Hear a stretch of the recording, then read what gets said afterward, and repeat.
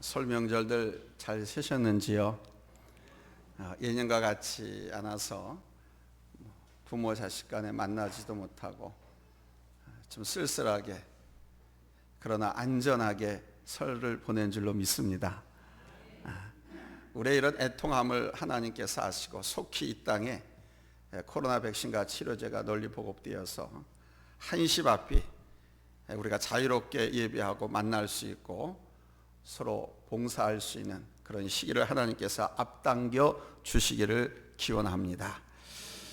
오늘은 본 말씀을 가지고 아는 것이 능력이다 라고 하는 주제로 함께 은혜를 나누겠습니다. 한번 따라서 합시다. 아는 것이 능력이다. 우리 세상 속담에 Knowing is power, 아는 것이 힘이다 라고 하는 속담이 있습니다만, 오늘은 말씀의 제목을 제가 이렇게 능력이다 라고 설정을 했습니다. 왜냐하면 바로 알고 이렇게 살면 하나님께서 축복해 주시기 때문에, 그 축복이 우리 삶의, 우리 그리스도인의 능력이 되기 때문에 그렇습니다. 우리가 새해를 시작한 지도 어느덧 한 달여가 지났고 바로 그제 민속명절인 설을 샜습니다. 우리 명절에 서로 축복하면서 덕담을 나누죠. 새해 접촉하고 나서 새해 복 많이 받으세요. 그렇죠? 자, 우리 한번 합시다. 새해 복 많이 받으세요. 그런데 말로만 또는 생각만 한다고 해서 복이 저절로 들어오고 복이 저절로 주어지는 것이 아닙니다. 덕담을 듣는다는 그 자체로도 좋지만 실제로 그 덕담이 복이 되어야 하지 않겠습니까? 근데 여러분, 복을 받는 데는 원리가 있다는 것을 아십니까? 재테크하고 부동산, 재물을 늘리는 데도 그 원리가 있습니다. 인생에서 공부하는 데도요 원리가 있어요. 그냥 무작정 공부한다고 시험 100점 맞고 잘 되는 게 아니에요. 어떻게 하면 다 문제를 맞출 수가 있고 시험 100점을 맞을 수 있는지 그 원리가 있습니다. 그래서 이른바 쪽집게 과외 선생도 있기도 하잖아요. 정말 서로 축복해주고 덕담을 하는 것이 참 좋은데, 그 덕담이 실제로 복이 되면 그보다 더 좋은 것이 없는 줄로 믿습니다. 덕담이 복이 되기 위해서는 바로 복받는 원리대로 살면 돼요.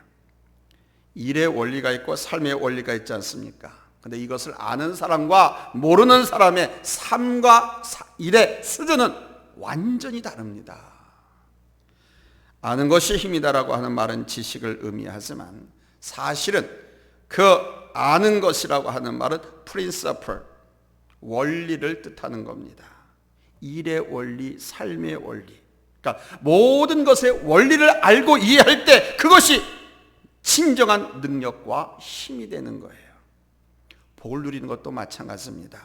복의 원리를 알고 그 원리 안에서 살아가는 사람이 진정으로 복된 삶을 살 수 있는 것입니다. 오늘은 바로 우리가 하나님의 자녀로서 신령한 복 아래 있는 우리가 그 복을 누리는 삶의 원리에 대해서 하나님의 음성 듣기를 원합니다. 오늘 우리가 본 에베소서의 말씀은 하나님께서 당신의 자녀들에게 신령한 복을 주신다고 했습니다. 3절에 찬송하리로다 하나님 곧 우리 주 예수 그리스도의 아버지께서 그리스도 안에서 하늘에 속한 모든 신령한 복을 우리에게 주시되 그랬습니다. 여기서 신령한 복이란 이 땅에만 속한 것이 아닌 하늘에 속한 복으로서 하나님 나라에 속한 것이고 하나님 나라의 삶을 누리는 복입니다. 우리가 이 땅의 것을 갖고 살면서 하나님 나라의 삶을 얻는 것, 그것이 바로 복인 것입니다. 서양 사람들은 복을 이렇게 표현합니다. 수복강령, 즉 장수의 복, 재물의 복, 건강의 복, 평안의 복, 이것을 서양 사람들은 복이라고 합니다. 맞습니다. 우리에게도 그것이 복입니다. 복인 것이 틀림없습니다. 그 어떤 것과도 견줄 수 없는 복입니다. 수복강령은. 그러나 이 수복강령에 하나님 나라가 없을 때는 단지 이 세상에서 끝나고 마는 허무함에 불과한 거예요. 중요한 것은 하나님 나라의 신령한 복입니다. 작게 해도 들리시죠? 네, 작게 하면 안 들린다고 하는 분이 있어가지고 제가 힘들어도 크게 했는데 들린다고 하니까 작게 하겠습니다.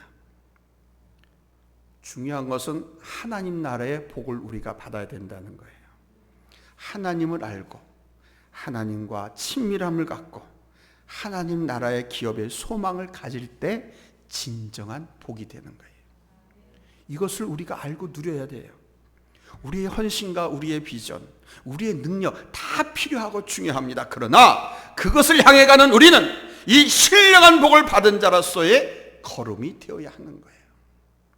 그래서 저는 오늘 이 복을 받고 누리는 원리를 성경 말씀을 통해서 제시하고자 합니다. 복의 원리는 다른 것이 아니에요.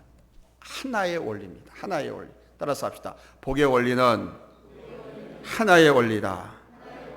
이 하나의 원리를 지킬 때 우리는 올 한 해, 아니 우리의 일생을 통해서 하나님의 축복 속에서 능력 있는 삶을 살아가게 됩니다. 첫째는 7분의 1의 삶을 사시는 거예요. 그러니까 복받는 하나님의 축복에 들어갈 수 있는 첫 번째 삶의 원리는 뭐냐? 7분의 1의 삶입니다. 안식일, 그 주의 날을 거룩하게 지키며 주님께 드리는 삶입니다. 이 삶의 원리는 출애굽기 20장에 10계명에 나옵니다. 이 10계명은 구약의 613가지의 계명을 압축한 것으로서 우리가 반드시 지켜야 할 가장 기본적인 계명이고 삶의 원리입니다. 먼저 우리 하나님께 대한 계명 4가지가 있죠. 그리고 우리 인간에 대한 계명이 6가지가 있습니다. 이 10가지 계명 안에서 살아간다고 하면 우리의 삶은 보장이 되는 거예요. 하나님께서 보장하셨습니다. 내 계명을 지키는 자는 나가도 들어가도 축복하겠다. 신명기 28장 1절로 6절 말씀을 확인합니다. 우리 한번 같이 읽겠습니다. 시작. 내가 내 하나님 여호와의 말씀을 삼가 듣고 내가 오늘 내게 명령하는 그의 모든 명령을 지켜 행하면 내 하나님 여호와께서 너를 세계 모든 민족 위에 뛰어나게 하실 것이라. 내가 내 하나님 여호와의 말씀을 청종하면 이 모든 복이 내게 임하며 내게 이르리니 성읍에서도 복을 받고 들에서도 복을 받을 것이며 내 몸의 자녀와 내 토지의 소산과 내 짐승의 새끼와 소와 양의 새끼가 복을 받을 것이며 내 광주리와 떡반죽 그릇이 복을 받을 것이며 내가 들어와도 복을 받고 나가도 복을 받을 것이라. 그 가운데 하나가 바로 안식일법, 지금의 주일 성수법입니다. 하나님께서 주일 성수법을 만드신 이유가 있습니다. 먼저 이 법은 하나님 편에서 제정하신 것. 출애굽기 20장 8절로 10절 말씀에 보니까 안식일을 기억하여 거룩하게 지켜라. 여세 동안에 힘써 내 모든 일을 행할 것이나 일곱째 날은 내 하나님 여호와의 안식일인즉 그랬습니다. 여세 동안은 열심히 일하지만 주일은 거룩하게 지켜라. 내 하나님 여호와의 안식이라고 말씀하십니다. 자, 이 말씀의 뜻이 뭘까요? 즉 그날은 하나님의 날, 그 전적으로 하나님을 위해서 드리라는 뜻입니다. 그래서 거룩하게 지키라는 거예요. 그럼 거룩하게 지킨다는 건 무엇입니까? 다른 날들과는 다르게 구별되게 지키라는 거예요. 이날은 다른 날 하는 거 하지 말고 구별되게 지켜라. 하나님께 드리는 날로 지켜라.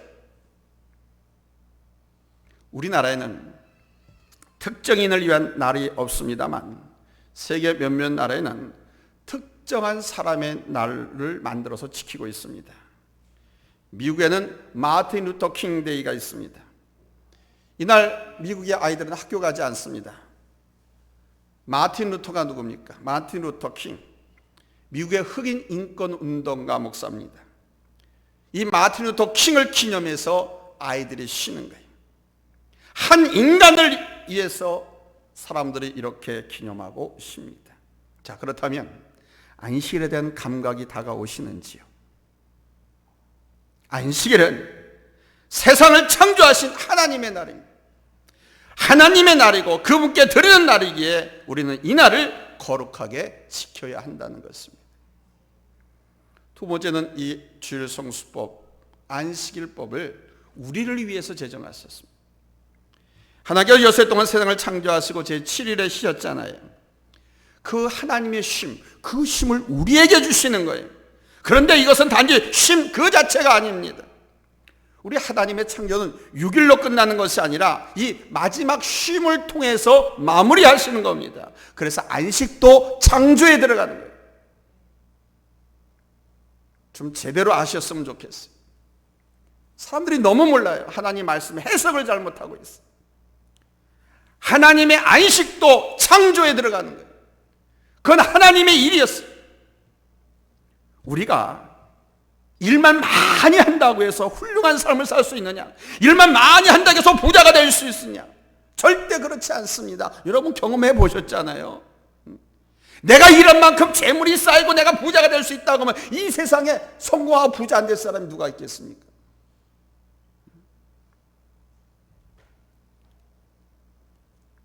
일과 쉼의 조화, 그래서 정신적, 육체적 균형을 이룰 때 비로소 창조적인 삶을 사는 거예요. 우리는 7일 중에 하루, 곧 주의 날을 여러분 이렇게 들어야 할 줄로 믿습니다. 하나님의 날이기에, 주님의 날이기에 일에서 떠나 하나님 앞에 나와서 예배하면서 구별되게 거룩하게 지키는 거예요. 거룩하게 지킨다고 하는 것은 다른 날들과 똑같이 산다는 것이 아닙니다. 그리고 영혼과 육신의 힘을 가질 때 비로소 한 주간의 삶을 창조적으로 사는 삶, 하나님을 위한 삶이 되는 거예요. 하나님의 날을 드리고 지키는 것은 바로 그분 안에 내가 있음에 대한 고백이고 삶인 것입니다. 바로 이런 삶을 하나님께서 축복하시는 거예요.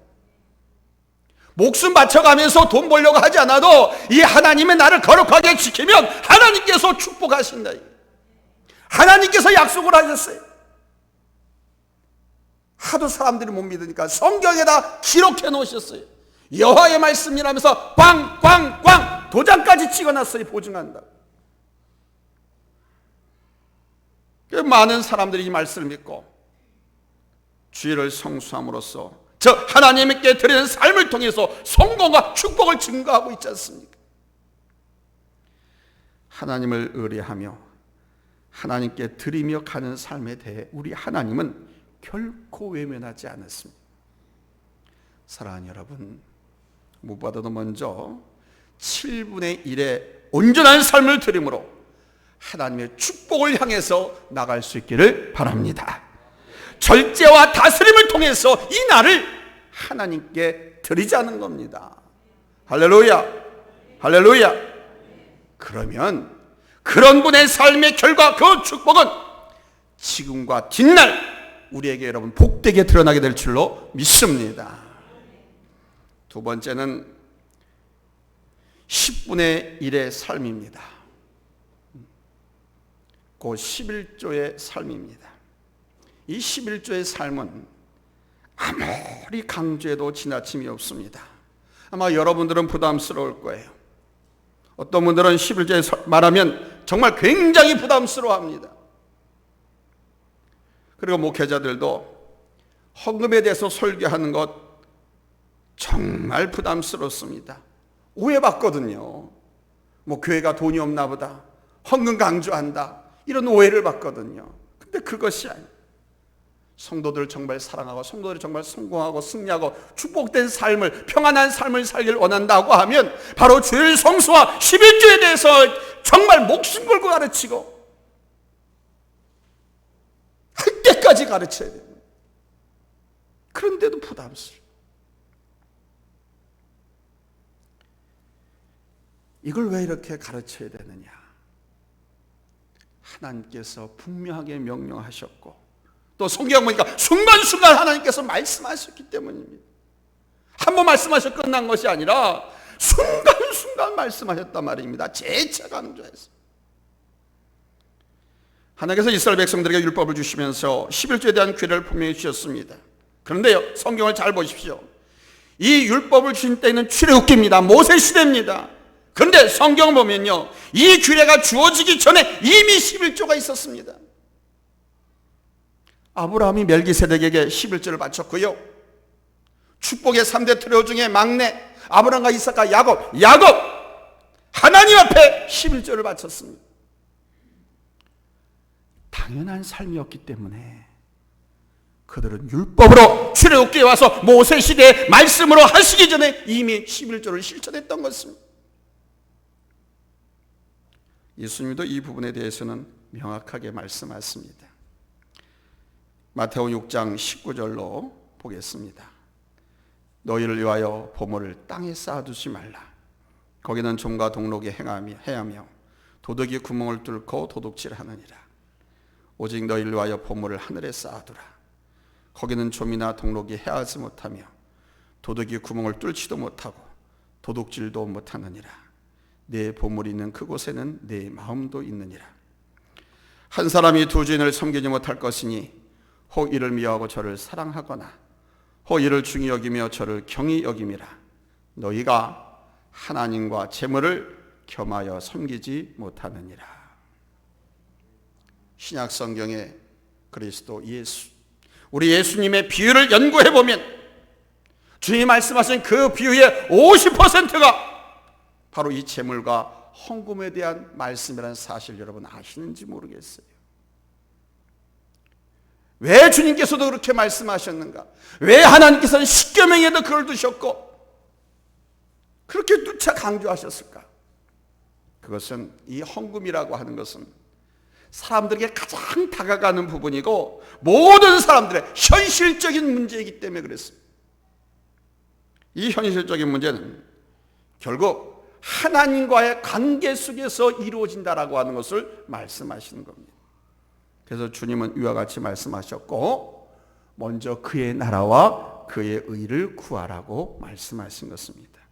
그리고 11조는 우리들의 신앙 고백이자 헌신의 표시고 축복의 통로라는 겁니다. 한번 따라서 합시다. 11조는 신앙 고백이고 헌신의 표시며 축복의 통로다.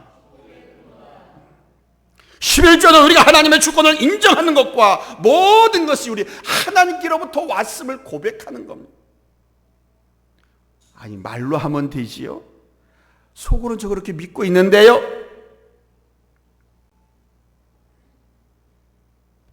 사랑하는 사람에게 말로만 사랑해 하면 어느 순간에 그 말을 듣는 사람이 정말 날 사랑해? 정말? 하고 되묻습니다. 저 의심합니다.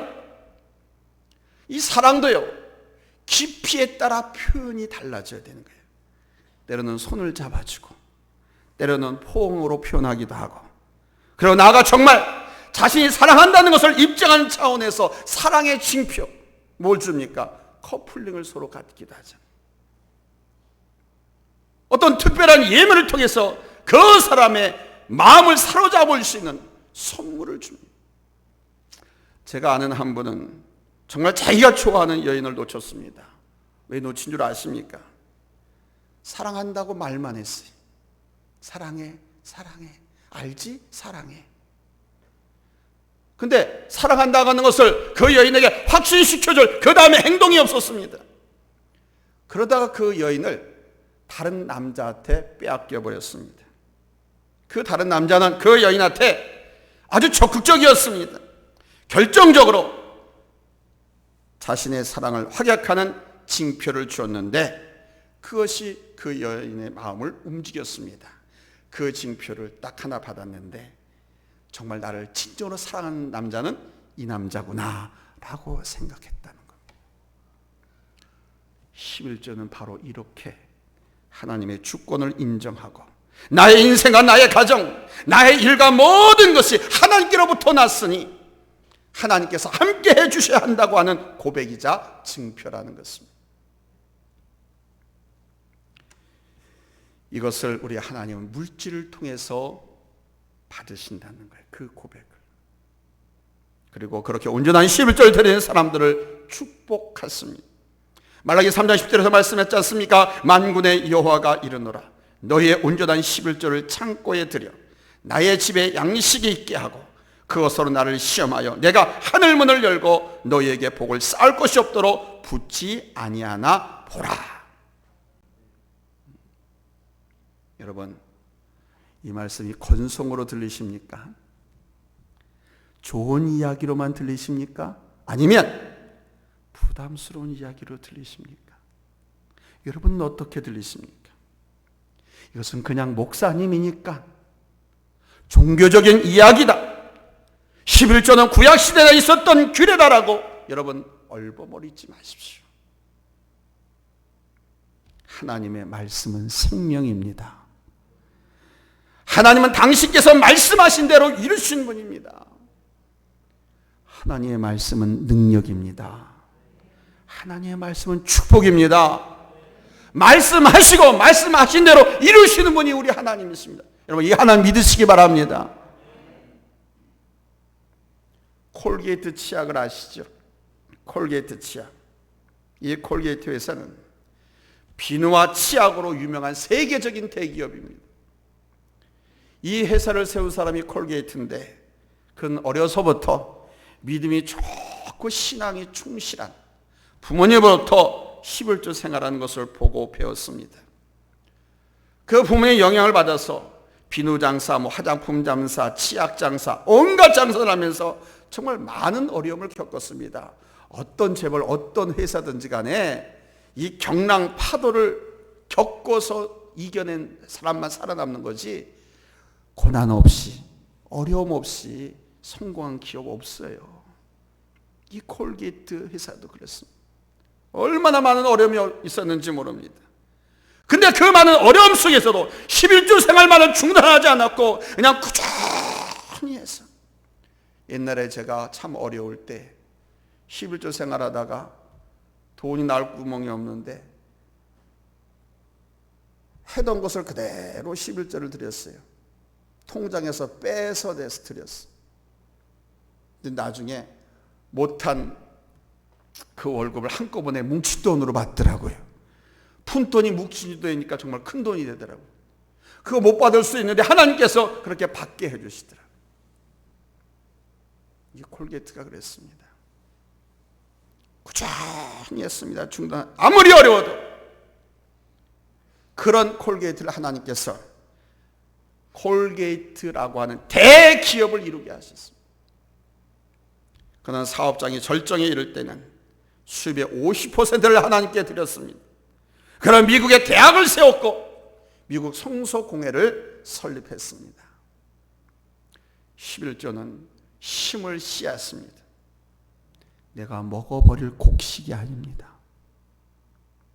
씨를 먹어버리지 않고 다음에 논과 밭에 뿌릴 때 바로 100배, 60배, 30배의 결실을 얻게 되는 거예요. 어느 책에 보니까 감자 한 쪽을 심으면 그 한쪽으로 내서 약 60개의 감자가 열리고 벼 한 톨은 약 140톨 이상을 거둔다고 하더라고요. 하나님께서 여러분의 영혼과 육신과 범 사이를 통해서 여러분 온전한 11조 생활을 하시면 열매 맺는 축복을 허락하실 줄로 믿습니다. 그 축복의 통로가 바로 11조 헌금이라는 사실입니다. 세 번째는 24분의 1의 삶을 들으십시오. 따라서 합시다. 24분의 1. 하루가 몇 시간이에요? 24시간입니다. 그러니까 24시간 중에 1시간을 하나님께 드리라는 겁니다. 그런데 24시간을 다 나만을 위해서 써버리고 하나님을 위해서는 여러분 얼마나 내어드리고 있습니까? 24시간 중에 얼마를 하나님께 드리고 있냐. 내가 하나님을 믿는 사람이고 하나님과 동행하는 사람이고 내가 하나님의 축복을 갈망하는 사람이라고 하면 하루 중 적어도 1시간 정도 기도와 말씀, 경건한 책을 읽든가 아니면 담임 목사의 설교를 듣든가 하나님과 교제하는 시간을 가져야 된다. 소리나 빽빽 질리는 담임 목사 설교 들을 게 뭐가 있어? 아니 내 설교는 안 들어도 좋아. 경건한 책을 읽든가 유명한 목사님 방송 설교를 보시든가 하루 중 1시간 정도. 그러면서 하나님과 교제하는 시간을 가져야 한다는 거예요. 여러분 하나님과 친밀한 교제가 어떻게 이루어지는 줄 아세요? 교제를 통해서 이루어지는 거예요. 어떻게? 여러분, 하나님 직접 만날 수 있어요? 하나님 직접 보거나 만나면 다 죽어요. 가루가 타버려요. 천국에 가서 만나기 전까지는 이 땅의 육체를 갖고 있는 사람들은 하나님을 직접 만날 수가 없어요. 아니, 만나야 교제를 하는데, 사람도 좋은 교제가 이루어져야 친밀한 관계가 되지 않습니까? 동성 간의 교제는 우정을 낳고, 이성 간의 친밀한 교제는 부부가 되게 하기도 하죠. 많은 시간을 내면 낼수록 더 친밀해지는 겁니다. 저와 친밀한 사람이 있고 그러지 못한 사람들이 있습니다. 어떤 사람은 저에게 편애한다고 할지도 모릅니다. 심하게는 목사가 사랑이 없다라고 말할지도 모르겠습니다. 그런데 여러분, 아니에요. 이 원리입니다. 저와 자주 만나는 사람, 저와 함께 의논하고 또 개인적으로 자주 보는 사람은 더 친밀합니다. 이건 인간의 본성이에요. 이것이 바로 소사이어티. 이것은 저뿐만 아니라 그 누구도 마찬가지입니다. 심지어 길거리에서 자주 만난 사람과 그렇지 않은 사람과도 다릅니다. 제가 우리 부목사님하고 자주 가는 식당과 그렇지 않은, 한 번도 가지 않는 식당 주인하고는 전혀 관계가 없어요. 모릅니다. 하나님과도 마찬가지라. 여러분이 하나님과 얼마나 자주 만나는 시간을 갖느냐가 하나님과 여러분과의 친밀도를 결정하는 거예요. 여러분이 하나님과의 친밀도를 한번 생각해 보십시오. 얼마나 친밀하십니까, 여러분들?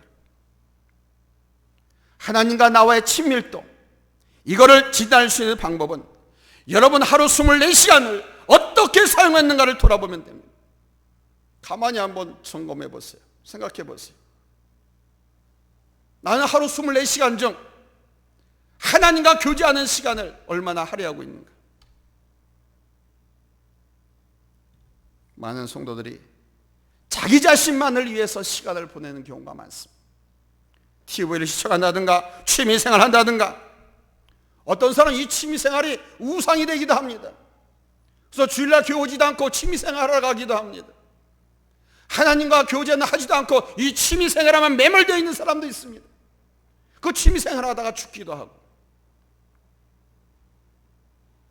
잡담하는 시간으로 공상하고, 먹고 마시고 잠자는 시간으로, 남의 흉보고 비판하고 나라 비판하는 그 시간으로 다 24시간을 때우는 사람도 있습니다. 우리 하나님은요, 당신의 백성들과 친밀해지고 싶어 했습니다. 부모가 자식을 자주 보고 싶어하고 자주 만나고 싶어하는 것처럼 하나님은 하나님의 자녀들인 여러분들과 정말 친밀해지고 싶어 했습니다. 주님은 여러분들에게 말씀하기를 원하시고 여러분과 교제하기를 원하십니다. 가장 친한 친구가 되기를 원하세요. 우리 주님은 누구보다도 우리의 마음을 아시고 우리의 어려움과 아픔을 아시고 나를 가장 잘 이해하시는 분이십니다. 주님은 위로자고 능력자고 구원자이시고 우리의 친구이십니다. 여러분, 이 주님과 함께하는 삶을 살고 싶지 않습니까? 이 주님과 함께하는 삶을 싶으면 여러분의 하루 24시간 중 여러분이 사랑하는 사람과 같이 있고 싶어하고 여러분이 사랑하는 자녀들과 보고 싶고 친밀하게 지내시길 원하는 것처럼 우리 하나님과 그래야 되지 않습니까? 저 욕하지 마십시오. 여러분이 그렇게 산다고 하면 제가 이런 설교할 필요도 없습니다. 다른 설교를 하지. 오늘 이 말씀, 제가 여러분들의 이 말씀, 이 원리대로 살아가고 계시다고 하면 이 설교 제가 할 필요가 없습니다. 안 합니다.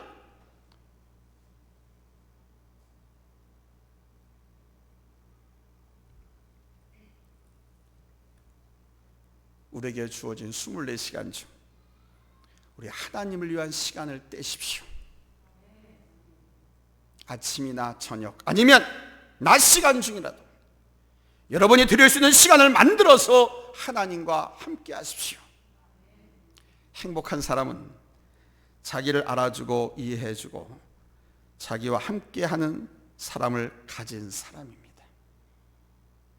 우리가 주님과 함께할 때 행복한 삶을 살아가게 되는 것입니다.